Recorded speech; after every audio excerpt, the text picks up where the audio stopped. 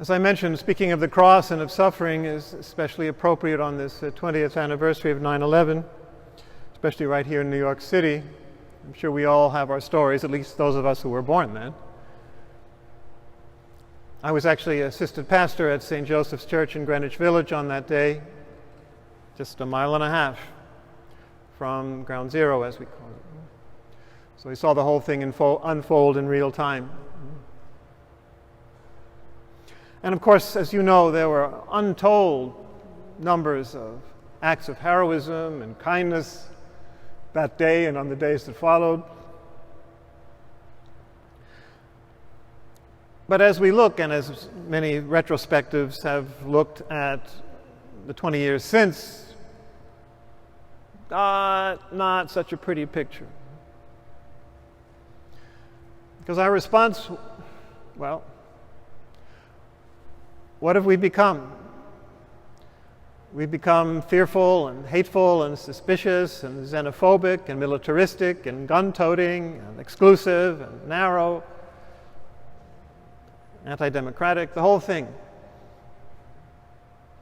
Is this inevitable in the face of violence and cruelty and injustice?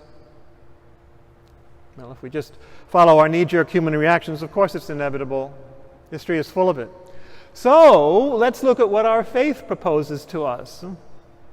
And the readings today give a very good, very challenging presentation of what it really means to be Christian, follower of Jesus.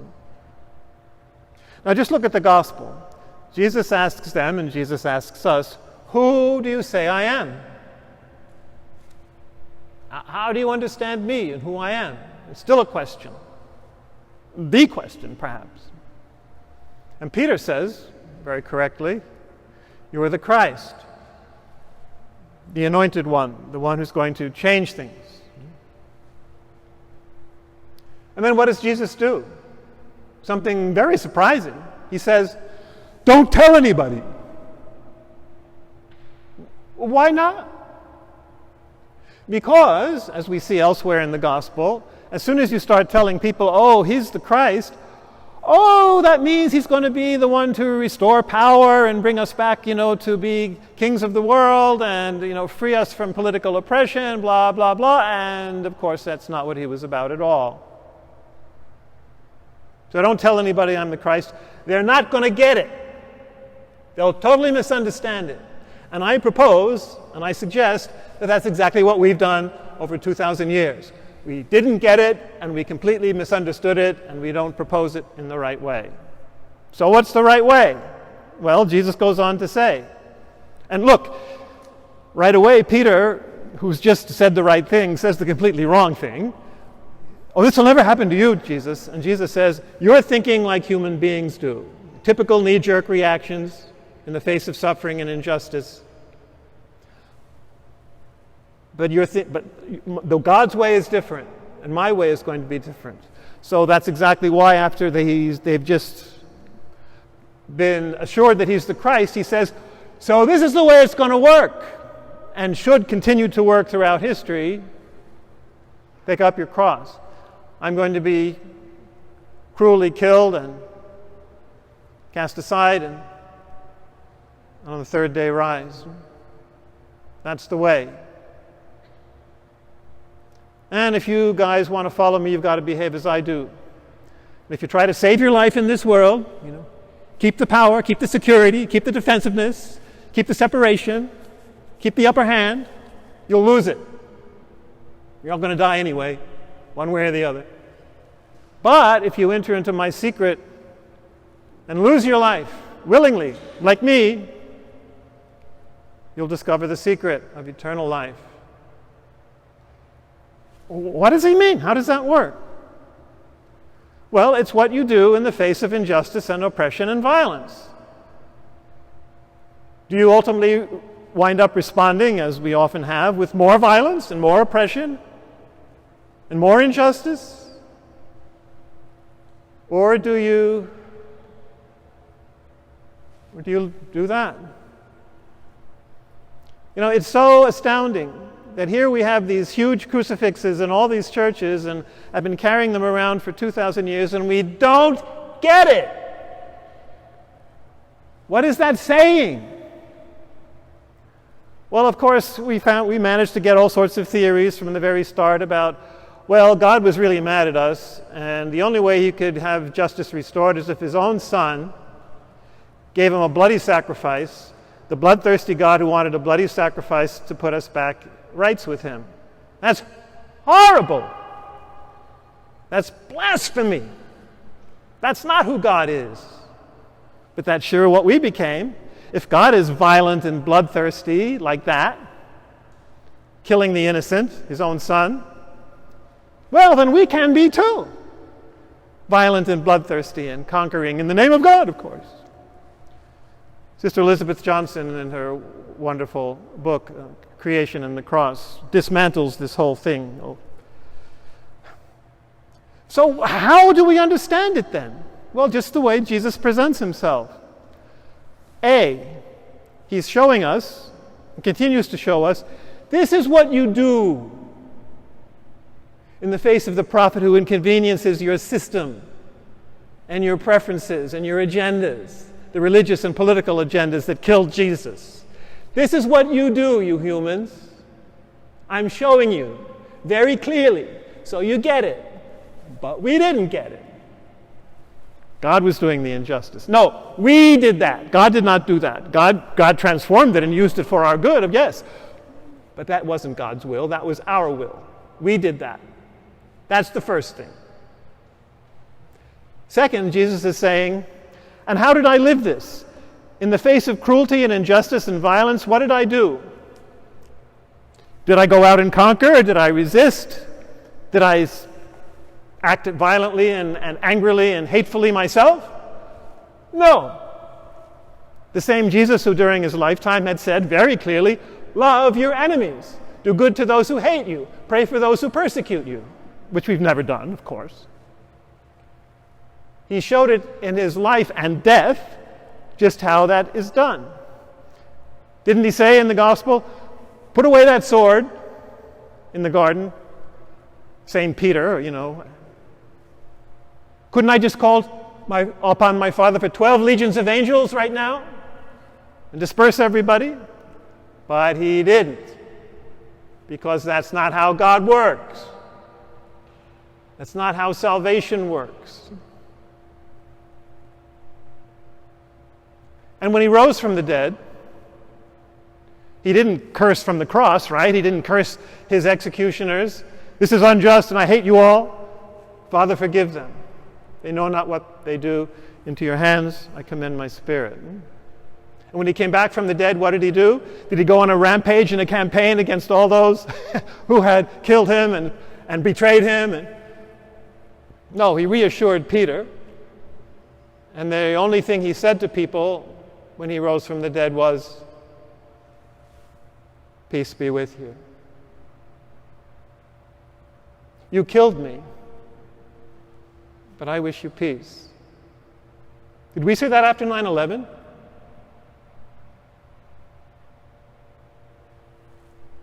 Do you lose your life, or do you try and save it? And his disciples, at the beginning, they just went out to heal. Even in the face of continued opposition, they were there preaching the good news of Jesus, who saves us from sin and death and violence by absorbing it and transforming it and rising from the dead, which he promised we can do too, if we follow him.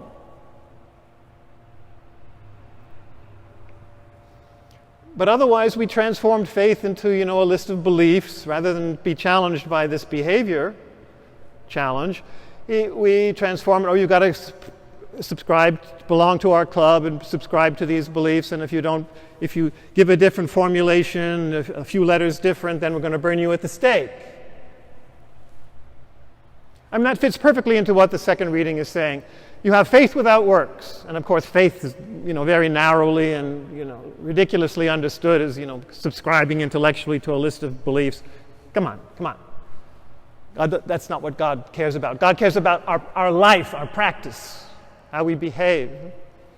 So we burn people at the stake. I never heard anybody being burnt at the stake for waging war or being a slave trader or owner. But, if you didn't profess exactly the belief in the Trinity, well then, it's just our way of avoiding the truth about what Christianity really means. And third, the cross, solidarity. God, far from being the violent, bloodthirsty tyrant, is in solidarity with us by giving his only Son to enter into the depths of our human life, the sin, the violence, the cruelty, the injustice, and the hatred and the death, which is what happened on 9/11. But he's there with us, takes it on, absorbs it, and transforms it. To be the Christ or to be a Christian is to lose your life in solidarity with all those who are oppressed, all those who are persecuted, who suffer cruelty and injustice throughout the world, as Jesus is with us. It's basically saying, Christianity is saying, God is with us in our suffering and injustice and in our death.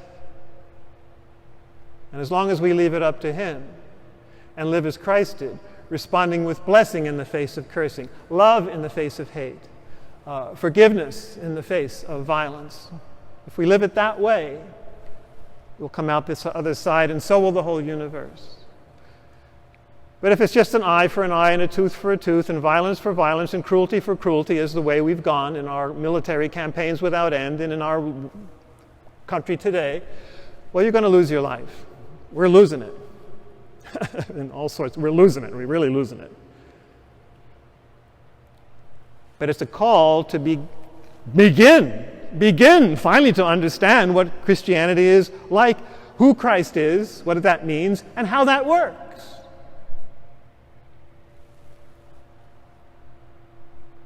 You enter into the violence that comes your way, and you respond to the evil with good. Turn the other cheek and all that stuff which scandalizes people. Of course, we never do it. Never do it. But what would the world be like if we did do it? Well, resurrection would follow. We don't know what the world would be like if we did it because we've never done it. So let's try it. If we say we're Christian, let's follow the example of the suffering servant. There you are already in the Isaiah, the suffering servant. That's the third suffering servant song, which we use every Holy Week. Isaiah 50, and it says, "The Lord has wakes me up every morning," which we need to have happen to us. We need really to be waking up every morning, and gives me a tongue of those who are taught to speak a word of encouragement to the weary.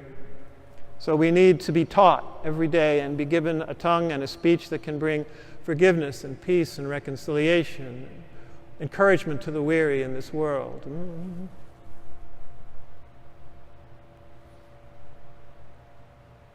So today's as good a day as any. It's a better day than most. Today's a better day than most to start asking ourselves, what should our response be as Christians in the face of violence and injustice? Well, there's your answer. Do as Christ did. Whoever wants to follow me, let him take up his cross every day and come after me. Follow me. That's what it means. Nothing else. So are we up for it or not? Our own life and the life of the country and the life of the church and the life of the planet may depend on our answer.